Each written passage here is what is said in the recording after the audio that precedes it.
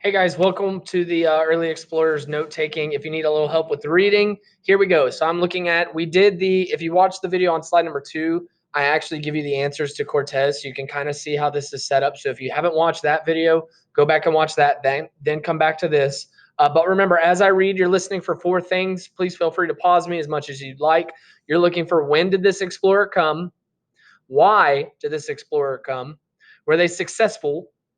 Did they die trying? Did they find gold? Did they find whatever they were looking for? And then tell me something interesting about this explorer. Some of them do really weird stuff, and it's kind of interesting to me. Some of them get betrayed by their own men. That's kind of interesting to me. That's what I want you to find, just something you think is kind of neat. So here we go. We are on the the second explorer for you guys. So in your notes, you should put Cabeza de Vaca at the top, or like as a little title, kind of like we did. Again, if you haven't seen first video, you need to go back.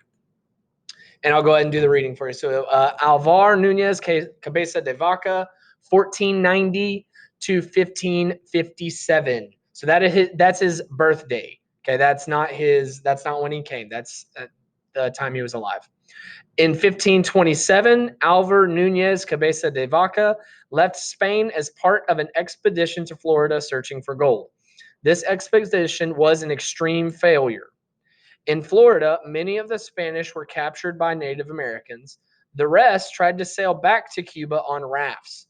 3 of the rafts sank, drowning all of the men on board. The remaining 2 rafts were blown off course by a hurricane and washed ashore near Galveston Island, which is actually kind of near us. Only 80 of the crew of 300 men were left alive. At first, Cabeza de Vaca and the remaining men were enslaved by the Karankawa, which is one of the Indian tribes we learned about. After saving the life of a native, he earned the reputation of a medicine man. By the summer of 1534, only 4 men were left alive from the original expedition. These men included Cabeza de Vaca, an enslaved African American named Estevanico. In 1534, these 4 men started a journey west in hopes of finding a Spanish settlement in Mexico. During the next 2 years, the small group wandered through Texas, New Mexico, Arizona, and northern Mexico. The exact route is not known, by the group traveled along the Colorado River and the Rio Grande River. By the time they reached a settlement, they had walked over 2,400 miles in 2 years. That's a long ways. Cabeza de Vaca wrote about his journey, describing the native Texan peoples he encountered. He also recorded descriptions of the plants and strange animals he saw, like buffalo.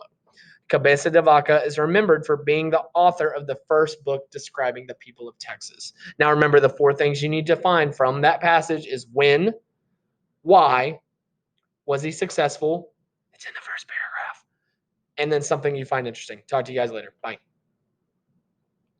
Once I find the off button. Okay, talk to you guys later. Bye.